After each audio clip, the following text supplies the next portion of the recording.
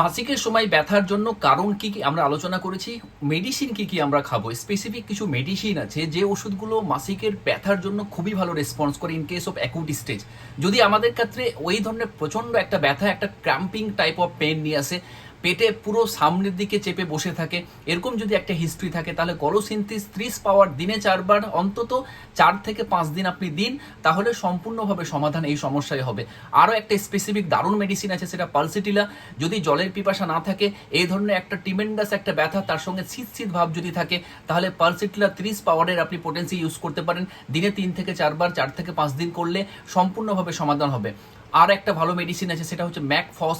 খুবই ভালো রেসপন্স করে ইন কেস অফ এই ধরনের ডিসমোরিয়া কেস, ট্রিমেন্ডাস পেট ব্যথা, সামনের দিকে রিলিফ, গরম শেক দিলে বেটার ফিল, এরকম যদি হিস্ট্রি থাকে, ম্যাকফস 30 পাওয়ার দিনে 4 বার 4 থেকে 5 দিন দিন, সম্পূর্ণ সমাধান হবে। তারপরেও যদি সমস্যার সমাধান না হয়, তাহলে নিয়ারেস্ট কোনো কোয়ালিফাইড হোমিওপ্যাথি ডাক্তারের সঙ্গে কনসাল্ট করুন। প্রয়োজনে আপনার ইনভেস্টিগেশন করতে হতে পারে, তাহলে দেখবেন আপনার সমস্যা সম্পূর্ণভাবে সমাধান হবে। আরও ডিটেলস মেডিকেল সংক্রান্ত কোনো ভিডিও দেখার জন্য আমার ইউটিউব চ্যানেলের লিঙ্ক আমি কমেন্টে দিয়ে দেবো, আপনারা দেখুন। আশা করছি ভালো লাগবে আপনাদের।